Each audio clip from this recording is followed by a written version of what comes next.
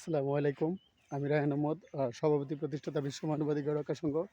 আমরা এখন এসেছি বাদেশ্বরা গ্রামে এবং অপোজিটে কাসাইট এবং সোয়াতা। আমি কৃষকরা ধান কাটছে, তাদের ধান ক্ষেত পরিদর্শন করছি। অসাধারণ সৌন্দর্য। I am working to ensure human rights, peace, justice, education for all people around the world.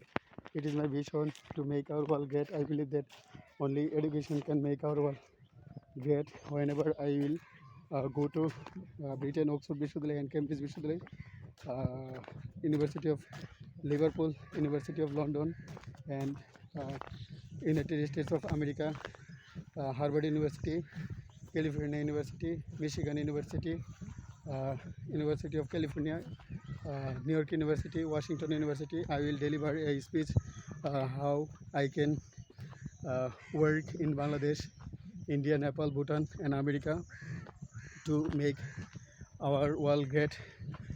সারা বিশ্বে সকল শিশুকে শিক্ষার আওতায় নিয়ে আসার জন্য কাজ করে যাচ্ছি।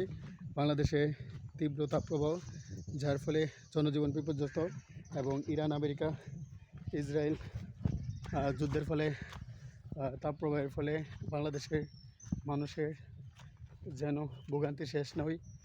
বাংলাদেশের মাননীয় প্রধানমন্ত্রী তারেক রহমান এবং বাংলাদেশের রাষ্ট্রপতি মোহাম্মদ শাহাবুদ্দিনের দৃষ্টি আকর্ষণ করছি বাংলাদেশের মধ্যে লোডশেডিং এবং তাপপ্রবাহের সকল মানুষকে কীভাবে রক্ষা করা যায়, সেজন্য বিশ্ব মানবাধিকার রক্ষা সংঘ এবং রায়হান আহমদ একাডেমি কাজ চলে যাবে ইনশাল্লাহ।